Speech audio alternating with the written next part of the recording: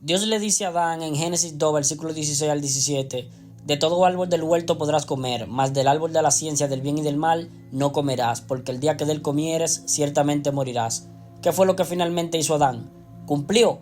¿Obedeció el mandamiento? ¿Único mandamiento de Dios? No. Es el primer hombre que fue creado perfecto, Adán. Y si Adán pecó, usted también. Usted no es superior a Adán. Entonces Adán comió del fruto que Dios le mandó no comer. Desobedeció el primer hombre, Adán. ¿Y no vas a desobedecer tú o yo? Adán fue creado perfecto igual a Eva, creación de Dios. Y Adán pecó contra Dios. Comió del fruto que Dios le mandó no comer. ¿Cuál fue la conducta de Adán? ¿Cómo reaccionó cuando fue confrontado por Dios? Se convirtió en un religioso. Cosieron hojas de higuera y se hicieron delantales. Génesis 3:7. Intentaron cubrir la vergüenza de su cuerpo carnal, donde existe la ley del pecado que está en nuestros miembros. Romanos 7, versículo 14 al 25. Y que estará hasta que nuestro cuerpo muera. Adán es un tipo de Cristo, porque Adán sabía el precio que tenía que pagar.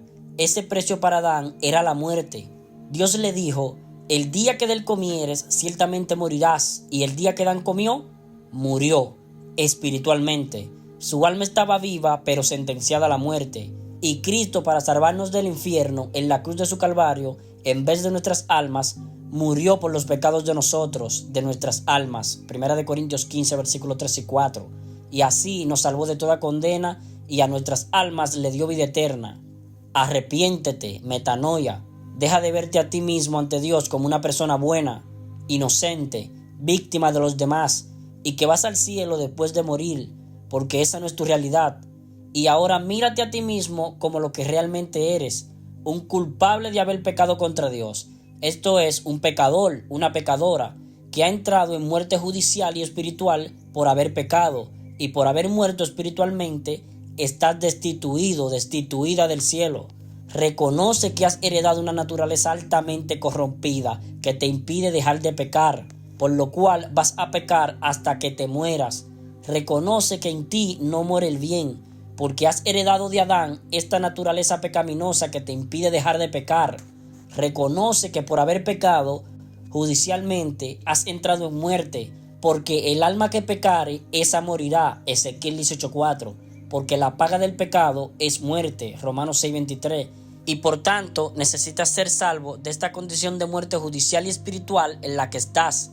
Reconócete que estás espiritualmente muerto por haber pecado y con tu alma viva pero sentenciada a la muerte.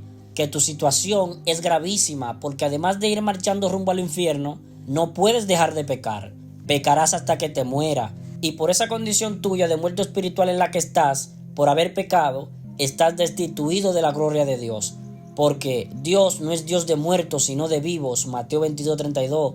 Porque no hay diferencia, por cuanto todos pecaron y están destituidos de la gloria de Dios. Romanos 3, versículo 22 al 23. Y Cristo advierte: si no os arrepentís, todos pereceréis igualmente. Lucas 13, del 1 al 5.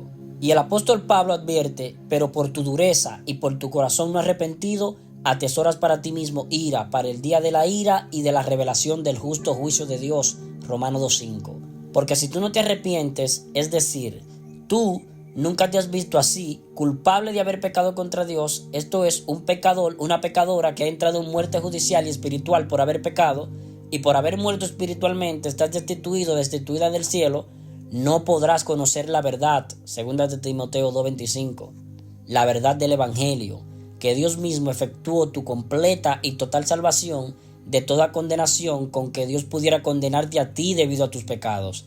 Cree en el Evangelio, que Cristo murió por los pecados de nosotros conforme a las Escrituras, y serás salvo de toda condena debido a tus pecados.